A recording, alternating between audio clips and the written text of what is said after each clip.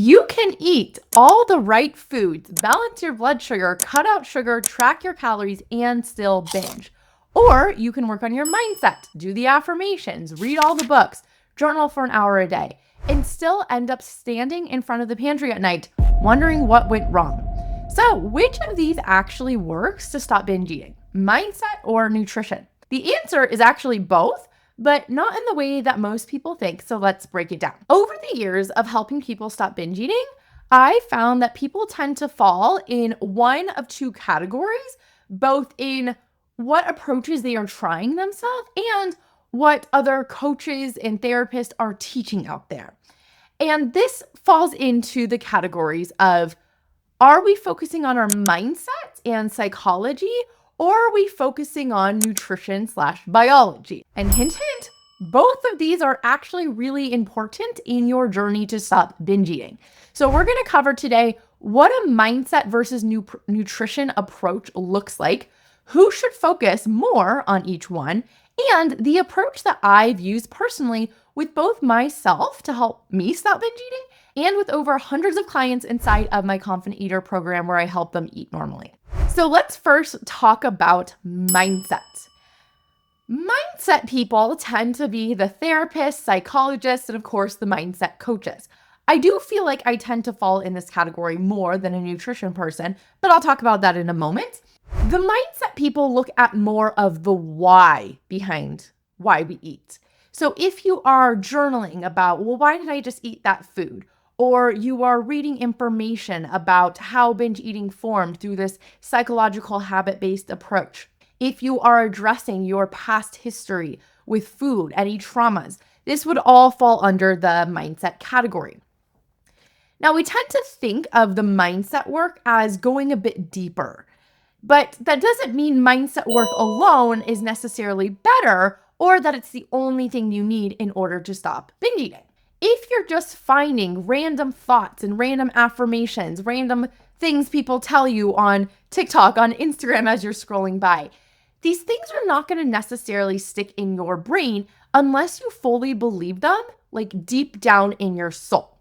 And if you've ever heard someone give you the affirmation of, I am beautiful, or I am a normal eater, you'll know that when you first try thinking that, it just doesn't feel like it works, right? That's because your unconscious brain is holding on to a whole host of other beliefs about yourself, about your body, about food that might contrast and clash with your new beliefs that what you're trying to think instead. And when this happens, your brain just kind of says, well, that doesn't actually work for me. I don't believe that as true. So what I do with people when we're doing mindset work is anytime you're trying to change your thoughts around food and think about food in this new way, you want to make sure your thoughts are two things. One, they feel a little bit better than your old thoughts, and two, that they're believable. We need to find the middle ground of a thought in order for it to work. So what this will look like specifically around food is, let's say right now you see yourself as a binge eater. You're listening to this podcast, you feel like to some degree, I struggle with my relationship with food and eating too much of it. Then where you're trying to get to is you want to believe you're a normal eater. That's a big leap to make right now. So you might start by finding something to believe in the middle, such as, I eat food in various amounts. Sometimes I overeat, sometimes I eat just the right amount, maybe at breakfast or another time of day. Finding that middle ground belief will actually help it stick. If you're someone who is in therapy, that is amazing. But at the same time, I've also had a ton of clients come to me after doing therapy for 5, 10 years even sometimes, where they haven't made the progress they want to change their eating habits. Why this can happen is a lot of times in therapy, you start by focusing on your past, which can be a good start, but it's not addressing why you're still binge eating today in this moment. And if you are working on your emotions and other things in your life, it doesn't always give you the actionable tools and information that you need to know around your biology of your body and what you actually need to be eating and how you should be eating in order to stop binge eating. And that gets into the nutritional components, which is also an important part. So rewiring your thoughts is powerful, but if your biology is misaligned with being a normal eater, if you're skipping meals, running on caffeine, eating flavor engineered foods, Your body will override every affirmation. Anytime we have something biologically going on that's tied to our survival, such as not getting enough calories or not getting enough nutrition, our mindset, we could try really hard and it might work to like willpower our way through, but the majority of the times, more times than not, when something biologically is happening with our body, we're not eating enough, not getting any nutrition again, that's going to override any thoughts that we have that we're trying to change around food. You can't just affirmation your way out of a blood sugar crash or nutritional deficiency. So who should focus on the mindset piece? This is the piece that I want you to focus on if you feel like you know almost everything there is to know about nutrition.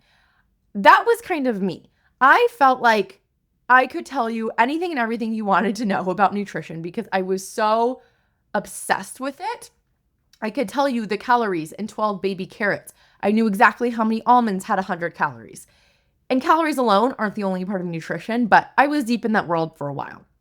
So what really helped me was viewing the binge eating as a habit and starting to see how my lower and higher brain operated to give me these urges and how I could sit with those urges. That made a huge difference for me in the beginning. If you're eating healthy, but you still feel out of control around food, or you feel like your health is great, but you still don't feel normal while you're eating, you still have a lot of guilt and anxiety there, a lot of food noise while you're thinking about food all day. Binge eating does not have a shape or size if you are struggling with it. So if you are someone who feels like, well, I've been maintaining my weight and I feel pretty good in my body, but I'm still overeating and those times don't feel good, or I am overthinking food, I'm going into all or nothing, like all of these mindset things, of course, we're going to want to focus on changing how we perceive the food then. Now, on the other hand, we have nutrition, or the biological things that can be going on while we are struggling with binge eating. For years, I thought that this was my problem, that I just needed to figure out the right diet, the right way of eating. I just needed someone to give me a meal plan, and if I could just follow it, that would be the answer. I blamed sugar, carbs, the timing of my meals, snacking, all of it. And yes, nutrition matters. Your brain and body can't regulate hunger if your blood sugar is crashing every 2 hours or you're eating flavored engineered foods that hijack your taste buds. But I will say that nutrition for most people does tend to be the smaller piece of the puzzle. It's one that we can figure out a little bit more quickly versus the mindset work. I really do believe you need to be working with someone for, because it's hard to see our own brain. Nutritional stuff is more of the information, but information alone does not equal transformation. You need someone to help you apply that information to your unique situation. So the nutritional people tend to be dietitians, nutritionists, anyone who gives you a meal plan or tells you this is exactly what to eat. This is where a lot of the fitness influencers come in, and personal trainers who do calorie counting and MyFitnessPal and tweak your percentage of protein, fat, and carbs. This tends to be looking at more of the what we are eating versus why we're eating it in the first place. And so it tends to be a bit more surface level. Still important, but doesn't get to the deeper causes of binge eating always. And we know this because you can know exactly what to eat and still binge. I hear this all the time. Like, I know what to do. I know what I should be doing, but I'm still binge eating. And that's because knowledge alone isn't rewiring your brain and your urges. Your brain has linked binge eating to its survival, and it feels unsafe to let go of these habits right now. And we need to address your brain on the deeper unconscious level in order for those changes to be made. So you should be focusing on nutrition if you have never heard of macros or micronutrients, and you don't have a general idea of what things have protein, fat, carbs in it. If all that is pretty new to you, I might recommend learning a little bit more about nutrition. If you've been doing a ton of mindset work already, you've been working with a therapist and have changed a lot of your thoughts around food, so your mindset now very clearly says to you, I don't want to binge, but your biology is still in famine mode, or you're frequently eating these fake foods like processed sugars and one with added flavorings in it. The reason that these foods can be a problem is because it tastes like it has nutrients, which is why we like them, is because our body is perceiving, our taste buds are perceiving that these foods have a higher nutrition based on how they taste.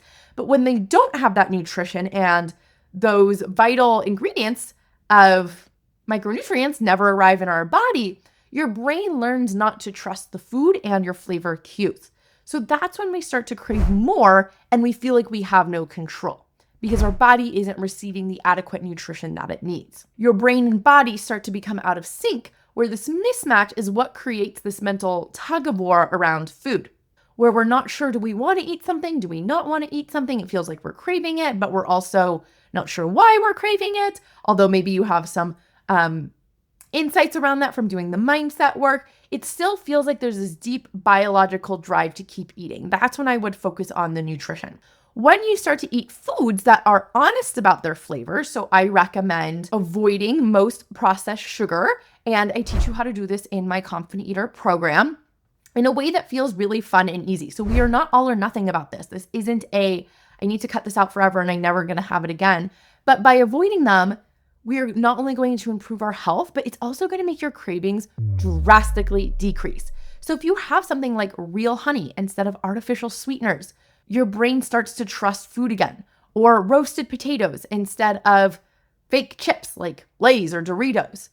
Your body learns that the flavor it's tasting correlates to the nutrition that it gets in its body, and it starts to become more satisfied. So what approach do I take? Do I take more mindset? Do I take more nutrition? How do I teach people how to embed both of these? Like I mentioned, I do talk about both because they are both super important. Now, I will say I lean more on the mindset because it is more of an important thing and most people are not addressing their mindset. The mindset is something that you can't really Google as much. I do have a very unique approach to teaching things around nutrition with the way flavorings are added to our food and my understanding around that to teach you. But I will say in general, the nutritional stuff is more of what you could Google and find answers to. It's going to take a lot longer to Google than if you were to work with someone one-on-one and have those answers for you. But I do find that most people are missing the mindset piece. And the truth is, you will never change how you will eat, the what of what you're eating, if you don't understand the why you are eating. So for mindset, I teach a cognitive behavioral therapy type approach, as well as integrating aspects of hypnosis and visualization. These are extremely well-researched, science-backed approaches that help you understand how your thoughts and feelings are leading you to overeat and think about food all day and obsess over food, but also how we can change your unconscious brain. And that's what hypnosis addresses. Then I also teach nutritional aspects in a very simple way that is basic but insightful. I give you everything you need to know about what should you actually be eating in order to stop binge eating, how should you be eating. So I teach you my mindful eating meal guidelines. I go over the meal timing that I recommend, when you should be eating, how often you should be eating, should you be intermittent fasting or not. I give you a full guidebook that goes over what foods have flavorings in them and which ones don't, and which foods you can eat to help naturally reduce your cravings. If we were to sum up what we are to talk about today into 2 simple steps that you can take to stop binge eating with both the mindset and the nutrition, here's what I would tell you. First, you need to feed your body with the nutritional part. That's usually what I recommend first. Making sure you are getting in enough food. You are not starving yourself all day long. You are not eating 900 calories. You are giving your body enough fuel and enough nutrients. Eating regularly with whole, real foods is what's going to give your body that satisfaction that it's been craving. And it will start to trust you again. Not being confused and deceived by these engineered foods that confuse our senses and our body. The second step is to train your brain, to rewire your urges. And we do this by noticing the urges that tell you to binge, to delay the binge or sit with it in the urges without resisting it, without getting mad at it, and retraining our survival system to feel safe without all this extra food. When you do these 2 things, binge eating loses its power because you're not fighting yourself anymore. If you want a structured approach on how to do both of these 2 things together in a way that actually works, this is where you want to look into joining my Confident Eater program. This is where you get to work with me one-on-one privately to stop binge eating and overeating so you can be a competent, normal eater. This blends everything that works about therapy, but also everything that works about working with a nutritionist or dietitian. And when you put them both together, you are going to be able to eat the exact right amount of food for you and improve your health, lose the weight that you've gained, stop any food noise that's coming up. So if you are interested in working with me one-on-one, I would love to help you. Your first step is by going to the links below and booking a complimentary consultation call with me where we will discuss if we're a right fit to work together and exactly how I can help you.